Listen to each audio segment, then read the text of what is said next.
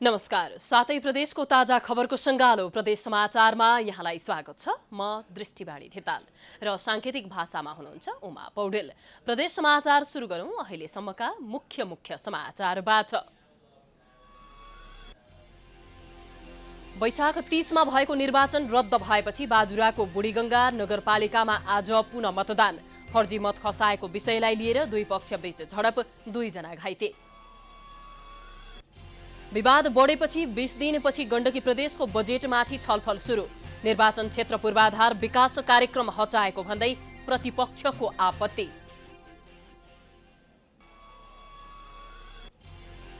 भोजपुरको कावा खोलाको पुल निर्माणमा ढिलाइ हुँदा स्थानीयवासी आक्रोशित। सर्वसाधारण ज्यानको जोखिम मोलेर यात्रा गर्न बाध्य।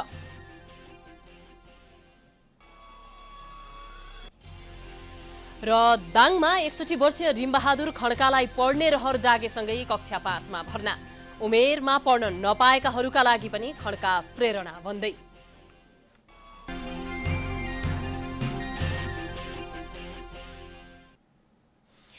आजको प्रदेश समाचार सुरु गरौँ। बाजुराको बुढीगङ्गा नगरपालिकामा आज पुनः मतदान भएको सम्बन्धी समाचारबाट। बाजुराको बुढीगङ्गा नगरपालिकाको त्रिशक्ति मावि मतदान केन्द्रमा झडप हुँदा 2 जना घाइते भएका छन्। फर्जी मत खसाइएको विषयलाई लिएर दलका कार्यकर्ताहरूबीच विवाद भएपछि दोहोरो झडप भएको थियो।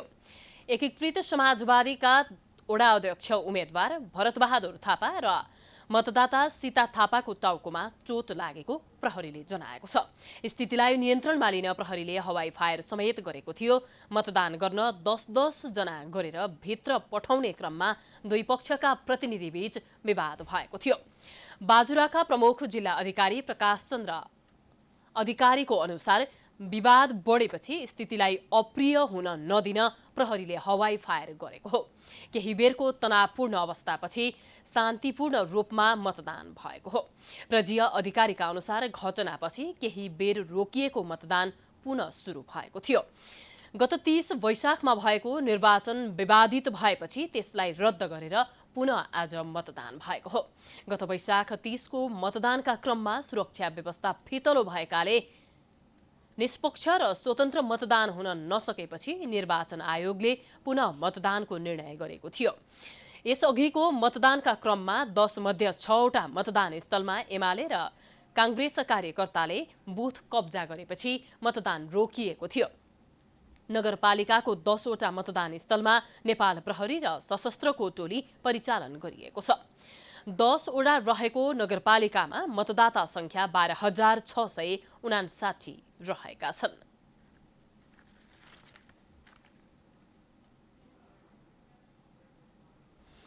अब लागौं गण्डकी प्रदेश सरकारले ल्याएको बजेटमाथि छलफल सुरु भएको सम्बन्धी समाचारतर्फ। गण्डकी प्रदेश सरकारले आगामी आर्थिक वर्षका लागि ल्याएको बजेटमा आफू खुसी निर्वाचन क्षेत्र पूर्वाधार विकास कार्यक्रम हटाएको भन्दै प्रतिपक्ष दल एमाले विरोध जनाएको छ। विवादका कारण 20 दिन ढिला सदनमा बजेटमाथि भएको छलफलमा एमाले अर्थमन्त्रीले ल्याएको योजनाले प्रदेशलाई झन गरिबीमा धकेल्ने काम गरेको भन्दै विरोध जनाएका छन्। एक रिपोर्ट। सरकारले आगामी वर्षका लागि ल्याएको बजेटमाथिको छलफल सुरु भएको छ। मुख्यमन्त्री कृष्णचन्द्र नेपाली पोखरेल र अर्थमन्त्री रामजी बराल बीचको विवादका कारण असार 1 गते आएको बजेटमाथि ढिला छलफल सुरु भएको हो। बजेटका विषयमा सांसदहरूले आफ्ना धारणा राखेका छन्। प्रतिपक्षले यातायातमा बढाइएको करप्रति आपत्ति जनाएका छन्। सभामा प्रदेश सभा सदस्य रामशरण बस्नेतले बजेटमा एउटा र रातो किताबमा अर्कै आउने जस्ता प्रवृत्ति देखिएको आरोप लगाए। जनताका आवश्यकतातर्फ बजेट केन्द्रित नभएको भन्दै बस्नेतले बजेटबाट जनताका इच्छा र चाहना पूरा नहुने दाबी गरे। सरकार भनेको जनतालाई दुःख पर्दा मलम पट्टी लगाउने हो। सरकारले जनताका दुःख र सुखमा साथ दिने हो।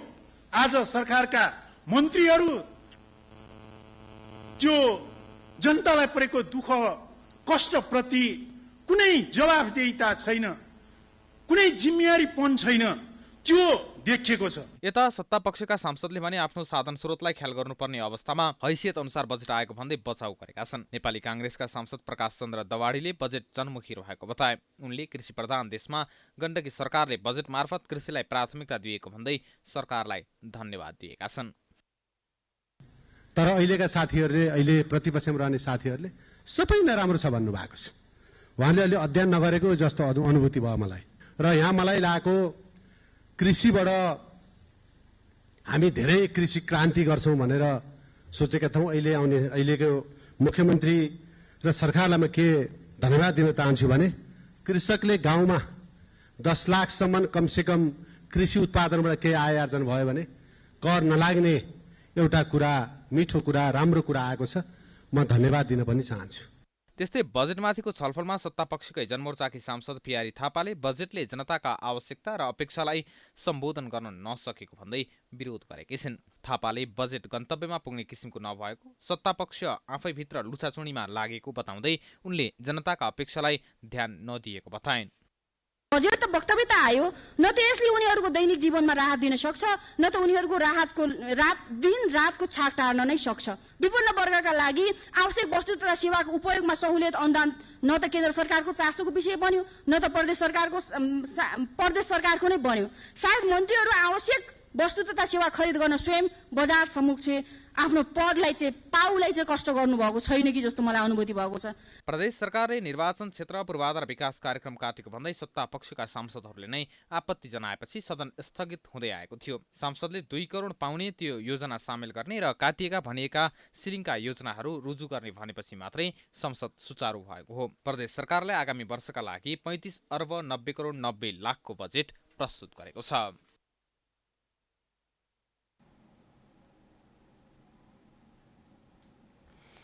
अबको पालोमा 3 सातादेखि उठ्न नसकेको लमजुङ बेसी सहरको फोहोर उठ्न थालेको सम्बन्धी समाचार रहेको छ।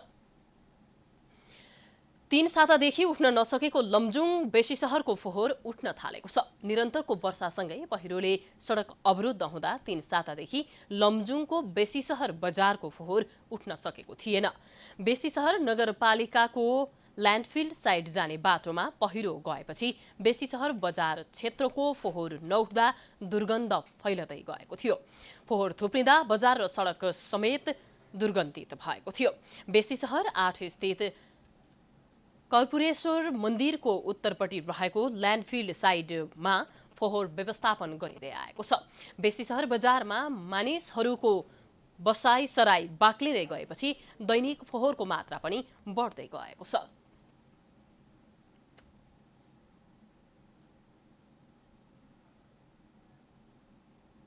प्रदेश समाचारमा पालो भएको छ विश्रामको।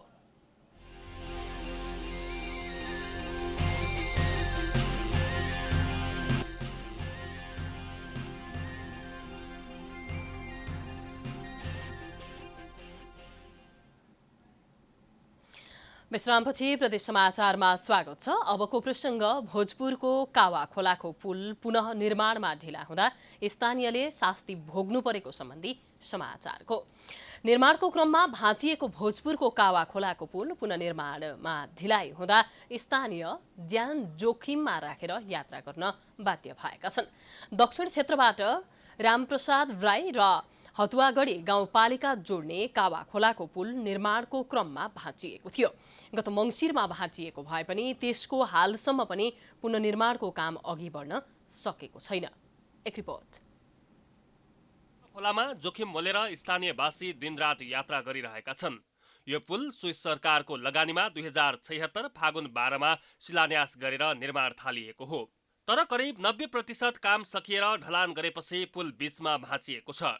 पुल भत्किएको विषयमा तत्काल छानबिन गरेर काम सुरु गर्ने सहमति पनि भएको थियो। तर खोलामा भत्किएको पुल हटाउन बाहेक अहिले कुनै पनि काम अघि बढेको छैन। काममा ढिलाइ हुँदा स्थानीय भने ज्यान जोखिममा राखेर खोला तर्दै आएका छन्। पुल गलत प्राविधिक डिजाइनका कारण भाँचिएको स्थानीयको आरोप छ।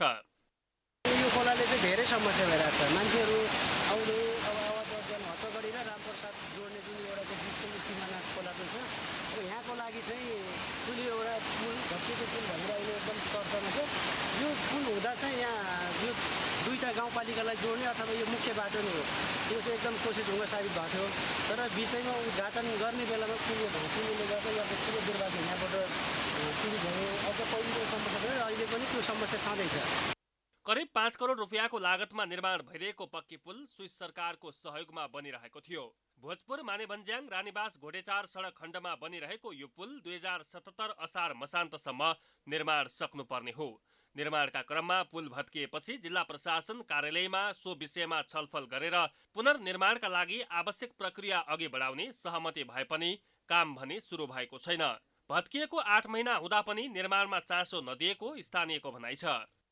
बाट अब बिरामीहरूलाई अब हामीले जस्तै हट्टगढीदेखि तल पठाउँदा पनि यही बाटो भएर जाने हो, तराई अथवा जिल्ला हुँदै तराई जाने बाटो नै हो। अब उताको बाटो चुवार मोर्चाको बाटोमा अहिले जेटबोट चल्ने समस्या त्यो छँदैछ, अहिले बर्खा लागि चल्दैन।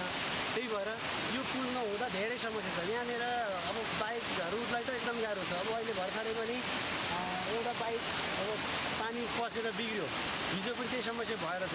अनि म चाहिँ अब कुरेर बसिरहेको छु। अब यो पुल बन्यो भने यो पक्कै पनि यस्तो शास्तिहरू यहाँ भोग्नु पर्दैन यहाँको जनताहरूले। यो खालको पुल नेपालमा परीक्षणको रूपमा बनेको प्रादेशिक सडक पुल संयोजक सूर्यनारायण चौधरीले जानकारी दिए। पुल भाँचिएको विषयमा अहिले पनि खोजी भइरहेको उनको भनाइ छ।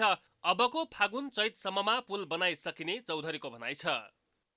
आज यो पुल यो 11 गतेको दिन एउटा एक्सिडेन्ट स्वरूप हामीले लिएका छौँ। यो पुल चाहिँ नि झरेको छ, भत्किएको छ।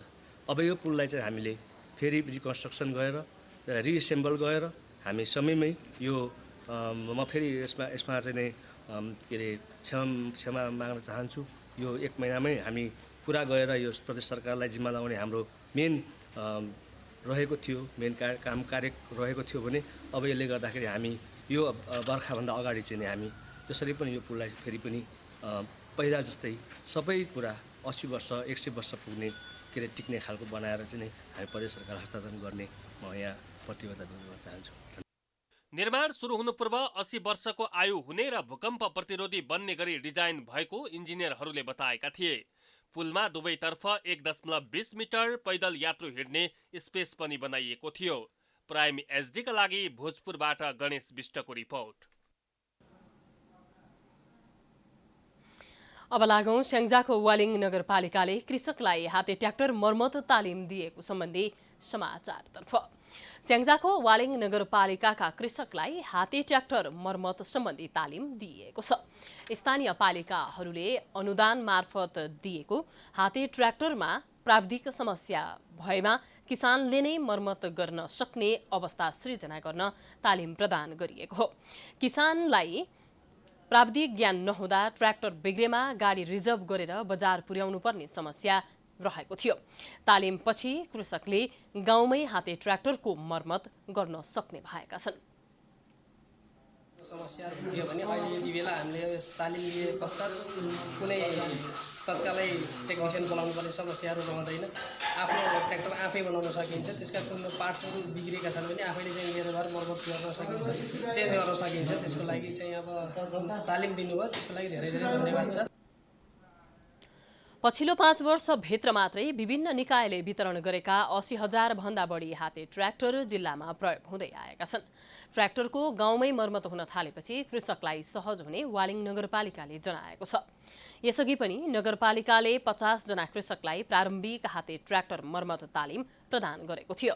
तालिममा 14 वडाका 15 जना व्यवसायी कृषक सहभागी भएका थिए।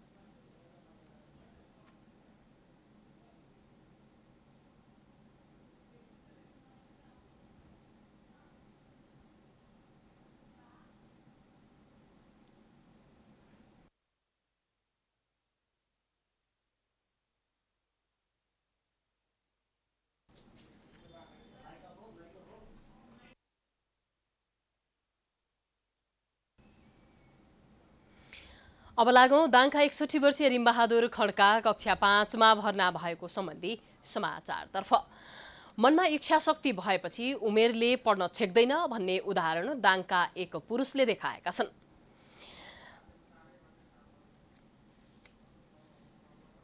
बबई गाउँपालिका 5 सिम गैराका 61 वर्षीय रिमबहादुर खड्कालाई पढ्ने रहर जागेसँगै कक्षा 5 मा भर्ना भएका छन्। ढल्कँदो उमेरमा खड्काको जोश जाँगर र मेहनत जो कोहीले पनि चर्चा गर्दै आएका छन्। एक रिपोर्ट। दाङका 61 वर्षीय रिमबहादुर खड्कालाई पढ्ने रहर जागेपछि विद्यालय भर्ना भएका हुन्। सानोमा पढ्ने रहर भए पनि विभिन्न कारणले पढ्न नपाएको भन्दै खड्का अहिले कक्षा 5 मा भर्ना भएका छन्। पढ्न सुरु गरेपछि घर परिवार मात्र नभई विद्यालयका शिक्षकहरू पनि दङ्ग परेका छन्। पछिल्लो समय विद्यार्थीहरूले विद्यालय छोड्ने क्रम बढिरहेको अवस्थामा खड्काको भर्नाले सकारात्मक सन्देश दिएको स्थानीयको भनाइ छ। खड्का बिहानै उठेर घरको सबै काम सकेर जनज्योति आधारभूत विद्यालय खैरभट्टी जाने गरेका छन्। यही असार 14 गतेदेखि कक्षा 5 मा भर्ना भएका उनी ससाना विद्यार्थीसँग कक्षा कोठामा बसेर पढिरहेका हुन्छन्। विभिन्न कारणले पढ्न नपाएको भन्दै उनले एसईई दिने लक्ष्य रहेको बताए। 3-4 बजे उठ जान्छु। उठेपछि म धेरै कामहरू पुर्याएर पढ्न स्कुल आउने टाइममा म धेरै काम पुर्याइसकेको हुन्छु। दिनभरि काम गर्ने काममा मेरो घरमा काम पुर्याइसकेको हुन्छु। म त ठिक भनेको छु, ठिक छ, पढाइलाई मेरो सक्दो रहन्छ, हामी कुनै स्वार्थ लागि पनि होइन, ठिकै छ। मलाई त रमाइलो आएको छ। बाजे त भन्छन् मलाई, बाजे भन्छन् बाजे पनि ठिक छ, नाति हो, राम्रो पढौँ, फर्स्ट लियौँ, हामी राम्रो पढेर यो क्लासबाट हामी फर्स्ट यहाँ पढेको मान्छे फर्स्ट स्कुल फर्स्ट सयसलाई जिल्ला फर्स्ट मारौँ भन्छु यिनी भाइ नाति नातिनीहरूलाई। राम्रो उनीहरूलाई पनि सुझाव दिन्छु। 61 वर्षको उमेरमा विद्यालय भर्ना भएपछि घर परिवार पनि खुसी छन्। पढाइलाई उमेरले नरोक्ने भन्दै अहिले विद्यालय भर्ना भएर पढ्न लाग्दा खुसी लागेको उनकी श्रीमतीको भनाइ छ। ठिकै छ, खुसी लाग्छ। पढ्न जान्छु उनीलाई कहाँ छेक्न सकिन्छ त, मेरो छेक्दैन, पढ्ने ठिकै हो। त्यो त खासै केही छैन। अब गरेर माथबाट स्कुल गएपछि अब त हाम्रो दाइ भाइरल लैजानुभयो भन्छन्, पढ्ने बाटोबाट कहिले विद्यार्थी कता जानुभयो, गइजानुभयो, क्यार्नुभयो भन्छन्। यता विद्यालयमा पनि पहिलोपटक पाएको उमेरका व्यक्ति पढ्न आएपछि विद्यालय पनि दङ्ग परेको छ। विद्यालयमा पहिलोपटक पाएको उमेरका व्यक्ति भर्ना हुँदा आफू दङ्ग परेको विद्यालयले जनाएको छ। अचम्म जस्तो लाग्यो। अनि उहाँलाई सोधियो, तपाईँ उमेर 61 वर्ष भइगयो, के लक्ष्य छ तपाईँको, किन भर्ना हुनु भएको छ, के छ कस्तो छ भन्ने कुरा गर्दाखेरि सबै मान्छेहरू पढ्नतिर ध्यान दिएनन्, अन्य काममा लाग्ने, नचाहिँदा कामहरू धेरै गर्ने, पढाइको महत्त्व नबुझ्ने, बालबच्चाहरू पनि विद्यालयमा आउन लगातार नआउने। मैले पनि पढ्नुपर्छ भनेपछि सबैले यसको सिगो गर्लान् भन्ने कुरा हो। उमेरले बुवा जस्तो विद्यार्थीहरूलाई सुरुमा पढाउँदा केही अप्ठ्यारो लागेको भए तापनि पछि बिस्तारै सहज हुँदै गएको शिक्षकहरूको भनाइ छ। साना बालबालिका भन्दा वृद्ध खड्कालाई पढाउन सहज हुने गरेको शिक्षकको भनाइ छ। अब उहाँलाई पढाइयो के र अब पढाउँदाखेरि बच्चाहरूलाई भन्दा अलि अप्ठ्यारो जस्तो, मेरो अग्रज हुनुहुन्छ उहाँ पनि, त्यो भावनाले अलि अप्ठ्यारो जस्तो पनि लाग्ने, अलि अप्ठ्यारो जस्तो लाग्ने, तर बिस्तारै बानी पर्दा ठिकै त लाग्यो। बच्चाहरूभन्दा अलि फरकै लाग्यो। बुझ्न त राम्रो बुझ्नुभयो, सोधेको प्रश्नको जवाब प्रश्न दिने, अब नबुझेको कुरा मैले बुझिनँ, त्यहाँनिर के होला भनिदिनुहोस् त एकचोटि भनेर यसरी सोध्ने, यस्तो गर्नु। यसरी पढाइबाट वञ्चित भएका ज्येष्ठ नागरिक विद्यालय जाँदा उमेरमा पढ्न नपाएका अन्य ज्येष्ठ नागरिकलाई पनि हौसला हुने देखिन्छ। वृद्धहरूको पढाइलाई हौसला दिन सरकारले पनि विशेष कार्यक्रम ल्याउन जरुरी छ। प्राइम एचडीका लागि दाङबाट सुमन केसीको रिपोर्ट। हामी प्रदेश समाचारको अन्त्यमा आइपुगेका छौं। जाँदै मुख्य समाचार पुनः एकपटक। वैशाख 30 मा भएको निर्वाचन रद्द भएपछि बाजुराको बुढीगंगा नगरपालिकामा आज पुनः मतदान। फर्जी मत खसाएको विषयलाई लिएर दुई पक्षबीच झडप, 2 जना घाइते। विवाद बढेपछि 20 दिनपछि गण्डकी प्रदेशको बजेटमाथि छलफल सुरु। निर्वाचन क्षेत्र पूर्वाधार विकास कार्यक्रम हटाएको भन्दै प्रतिपक्षको आपत्ति। भोजपुरको कावाखोलाको पुल निर्माणमा ढिलाइ हुँदा स्थानीयवासी आक्रोशित। सर्वसाधारण ज्यानको जोखिम मोलेर यात्रा गर्न बाध्य।